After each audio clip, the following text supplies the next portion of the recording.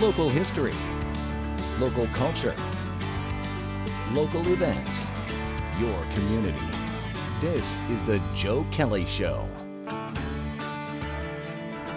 And welcome to the show, everybody. Thanks for joining us. Brad Velardi is our guest. Brad is with Greater Utica Magazine, and Greater Utica Magazine is what we're going to be talking about, some of their cover stories that they've had in recent times and in not so recent times. I'm interested in Mohawk Airlines, and that was one of their cover stories, so we're going to be talking about that and other things. And their new thing is the videos they're doing at Greater Utica Magazine. We'll also be talking about that. But before we do any of that, we're going to say welcome, Brad. Good to see you again. Thank you.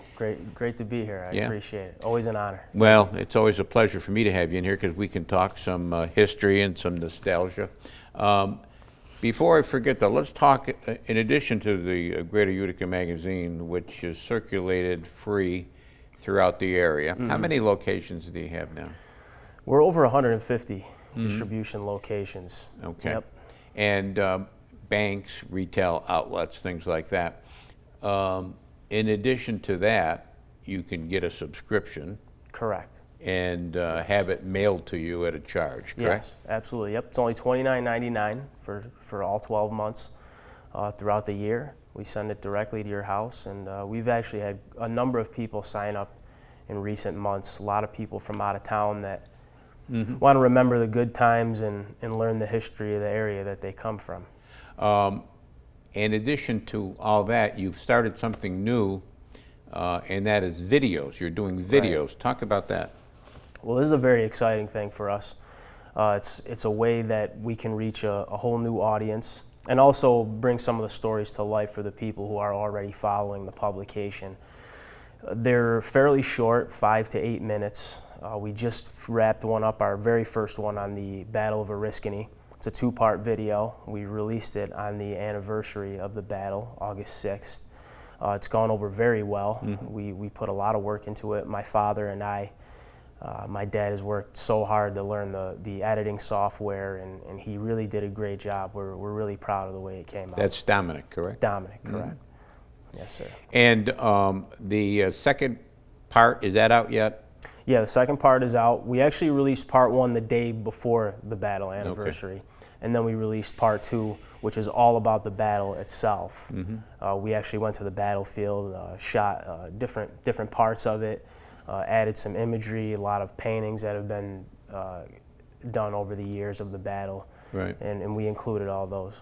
I know Joe Bottini, the official Oneida County historian, was very complimentary about what you did with that battle. Yeah, he was, and he's always been a huge supporter of our publication. Him and his wife Mary, they actually proofread the publication every single month. Joe usually contributes one piece a month too, and the magazine wouldn't be what it is today if it wasn't for their commitment, because they make me and my father look better, look better writers than we actually are. So you went up there in August and taped that. David McCullough, you know who David McCullough is? He's a great historian. He just passed recently, and he wrote 1776 and John Adams and just a incredible number of books. And he wrote in such a great way. But anyway, David McCullough said that he always felt when he was doing his research that it was important to go to the battle or go to the battlefield or go to the site at this time of the year that it happened. He said you get a different vibe by going there when it happens. So in other words, at the Oriskany battlefield, you would get a different sense being there in August than you would if you were in there in the fall. Absolutely, and as people who live in the Mohawk Valley, it's such a unique treasure that we have to have the battlefield the way that it is, and you can walk through the trail in the woods and really get to see firsthand what things looked like.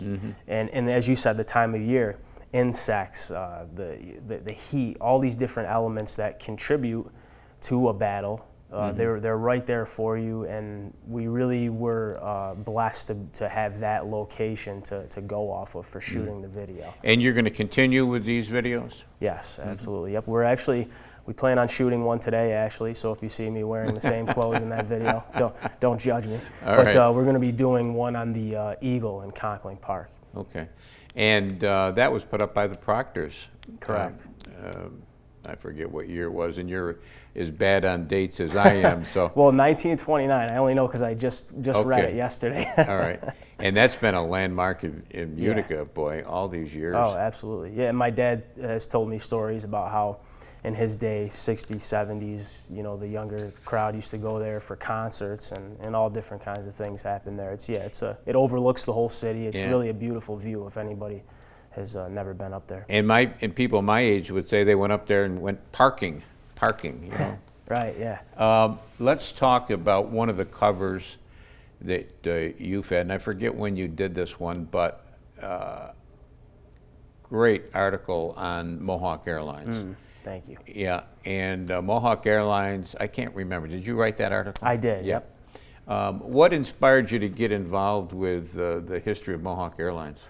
Well, again, I have to give my father, Dominic, his due, because I rely on him for a lot of the nostalgic topics. He's lived in this area his whole life. And so he kind of gives me feedback on what he thinks will or will not resonate with the readership.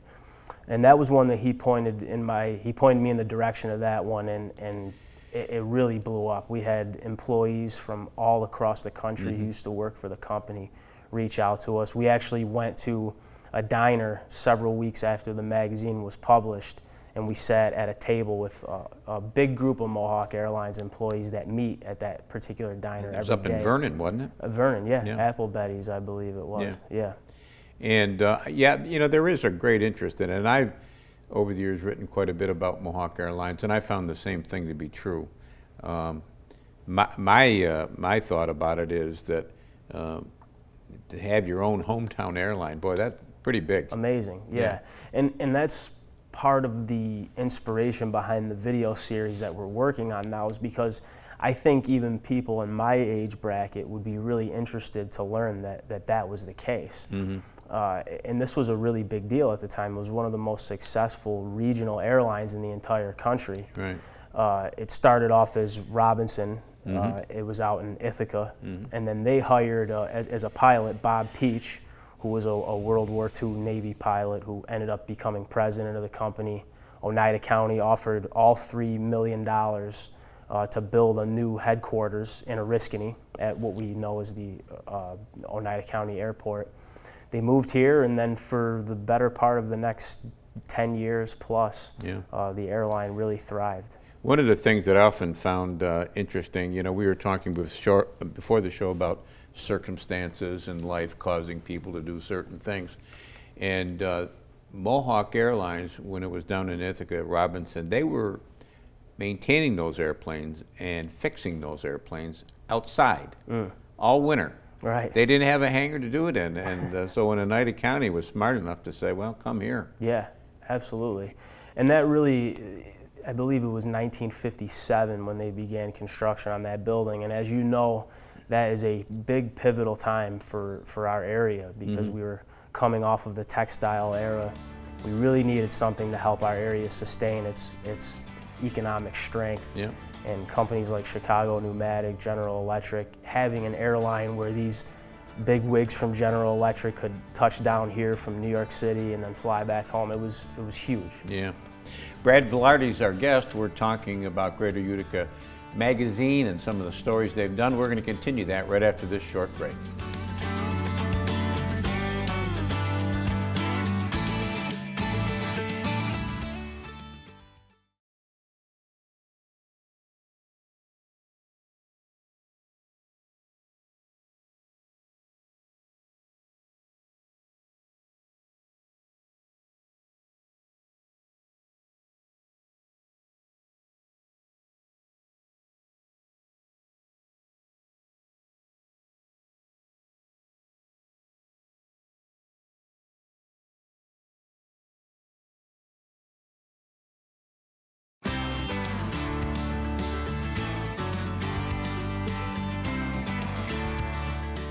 And welcome back, everybody. Thanks for sticking with us. Brad Velardi is our guest. Brad is with Greater Utica Magazine.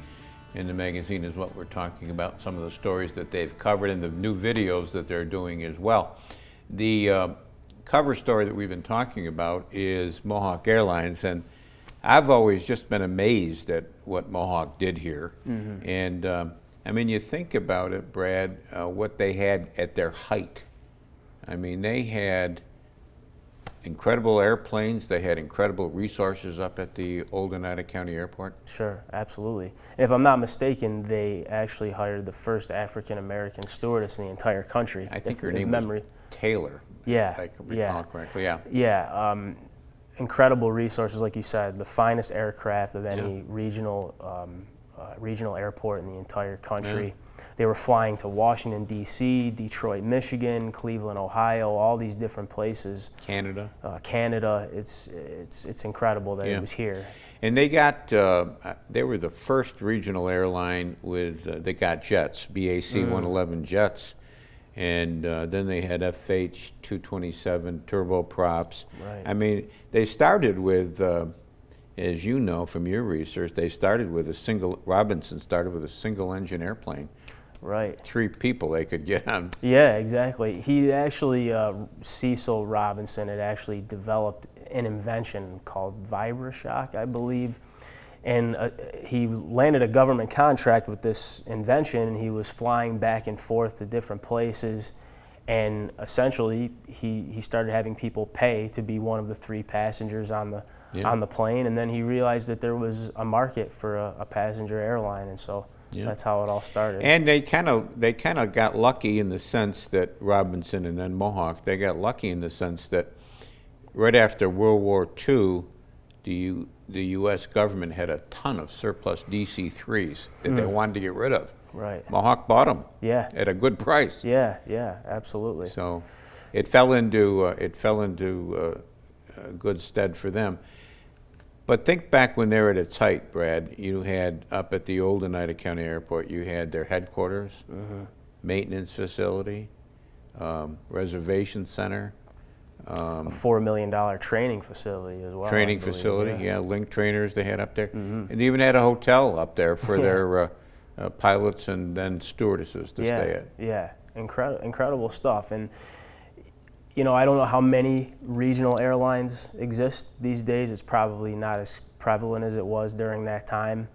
Unfortunately, Bob Peach, he had a very aggressive approach towards business, and it's what helped grow the airline to massive heights.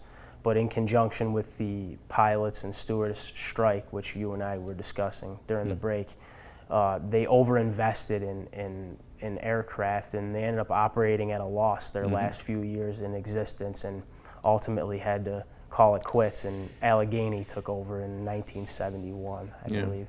And then Allegheny became U.S. Air and U.S. Airways, and that all now is a part of American. If I recall the genealogy correctly. Right. Did you ever do anything of talking about aviation? There was Utica's, not its first airport. The first airport was where MVCC is today in East Utica.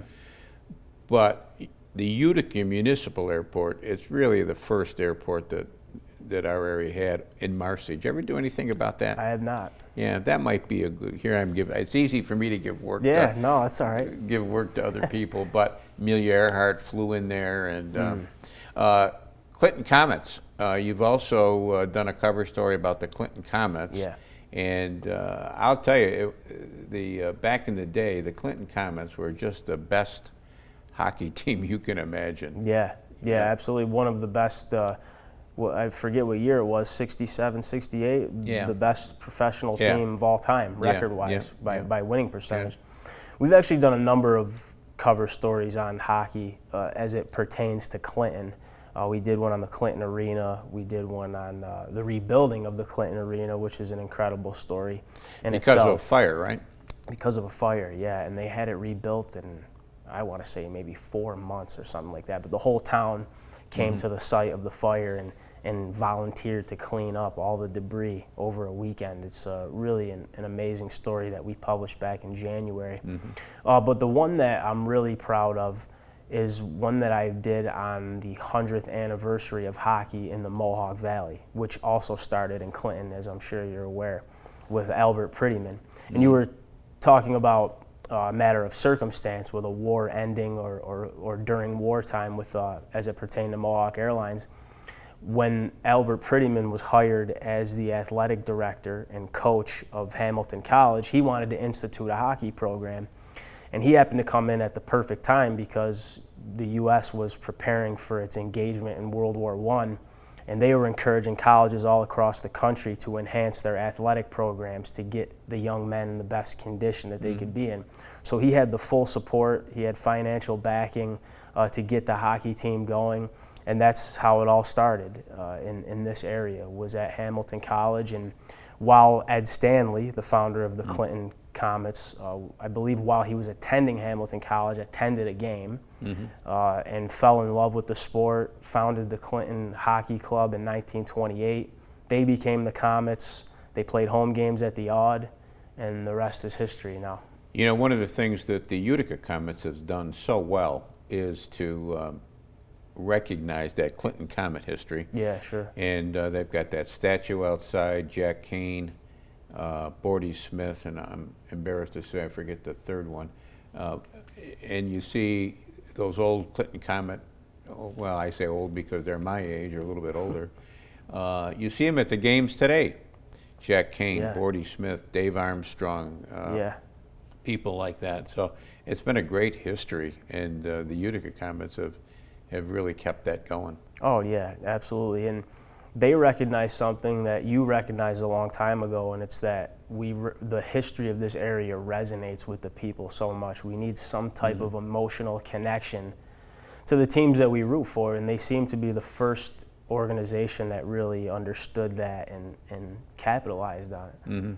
And I've said to the mayor, Palmieri was in the other day, sitting where you are, and I said, I believe it was him, it was either him or County Executive Pacente, but I said that I think things started to turn in our area when we got that AHL team here.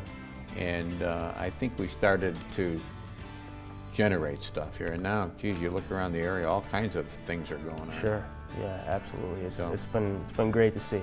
Yeah. Great to see all the things that are going on. All right, we come back, we'll talk some more to Brad Velardi about his magazine, Greater Utica Magazine. Short break, right back.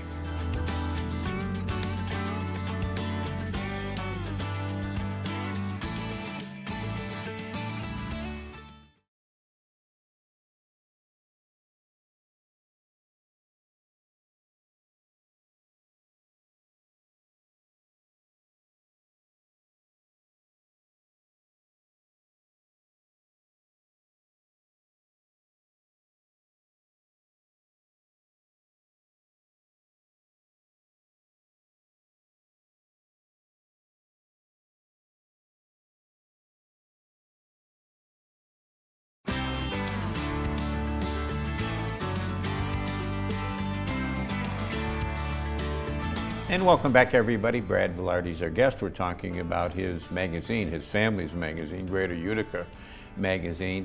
Home Sweet Home, I think, is the motto that you use, right? Yeah, sure. And we've been talking about Mohawk Airlines. We've been talking about the Clinton Comets. And another recent cover that you did was Thomas R. Proctor. His family, incredible what they did for our area.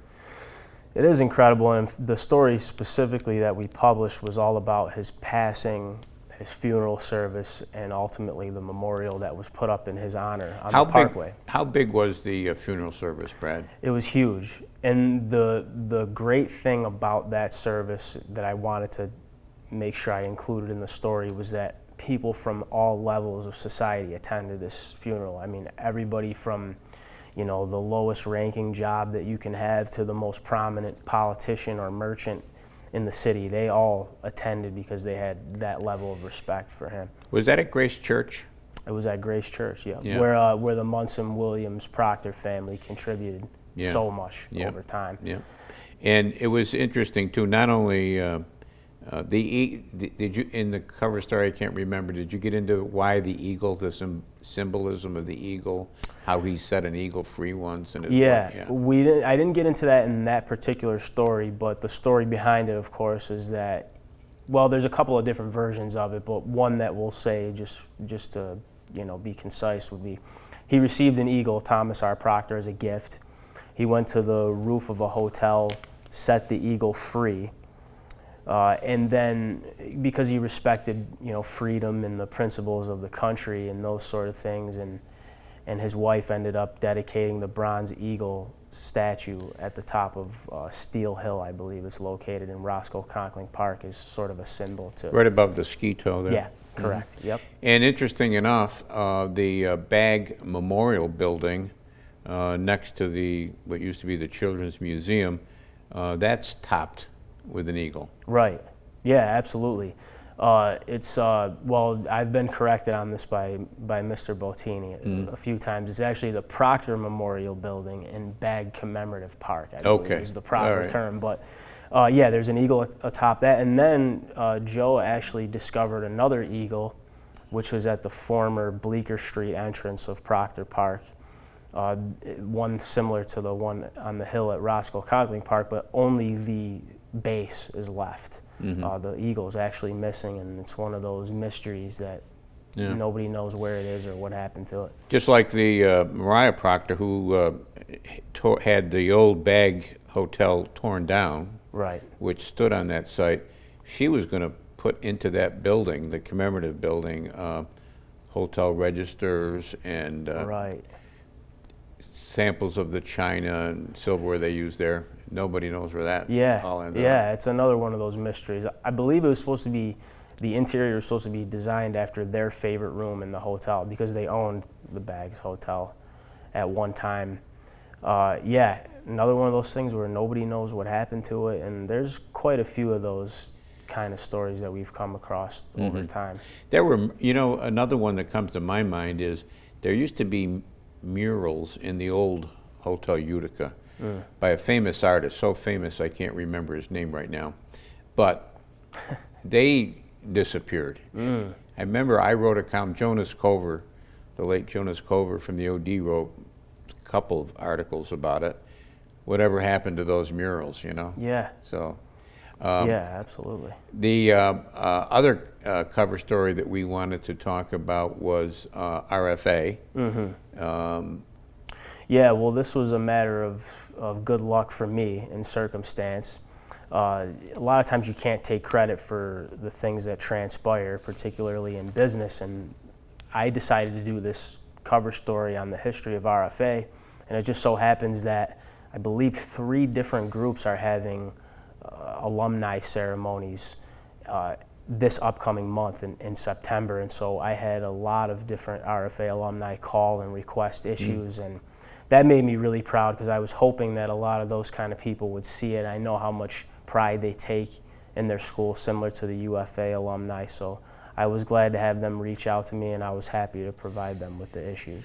And UFA, you've written about UFA. We have to get UFA in there, the Mighty Titans. Yeah. You've written about them in the past. Yeah, absolutely. And it's a very similar story as RFA in terms of its founding. Just a group of prominent individuals who had no benefit other than just to provide an institution of learning to the younger people of the city. And those are the kind of stories I love because back in that day, people just did good for goodness sake a lot of times, and it helped propel the area into the next generation, or many generations that followed. Banking is another cover story you've done on the Utica banking system. Yeah, we covered one bank in particular. It started out as the Bank of Utica. It's not affiliated with the current Bank of Utica, but it was founded, I believe, in 1812. The first building that they constructed for that bank ended up becoming the Horrocks Ibbotson building on Whitesboro Street. Then they later, after several mergers, constructed the Adirondack Bank building as we know it today. And then after more mergers, they actually constructed what we know today as the Landmark building, which became Marine Midland Bank. That was the bank they ended up becoming, and then HSBC. And on the cover, we have a great photo looking down Columbia Street, I believe it is, and you can see in the forefront the Marine Midland Bank building with the Adirondack Bank building in the background. It's a really cool picture that kind of connects it. Banks have had more mergers than airlines, I think. You know, yeah, absolutely. Was the first bank, I'm trying to think, I wrote about this many years ago, I'm trying to think, the first bank in Utica, was that the Manhattan branch bank? Yes, and in fact, Montgomery Hunt, I believe was the man's name, worked for the Manhattan Bank, and Utica was growing. It was still a village at that time. So many local businesses were being established, and these merchants were looking to take out loans, and there was nobody locally for them to get them from. And so the Manhattan Bank found it worthy to settle in Utica and build a branch, and eventually Hunt broke off from there and started the first local bank. Always good to see you. You too. Thank you. And it's always good to see you guys, and thanks for joining us. We'll be back next week. We'll do it all again. Don't forget cnyhomepage.com. There's lots of good stuff there. Until next time, take care of yourself, everybody.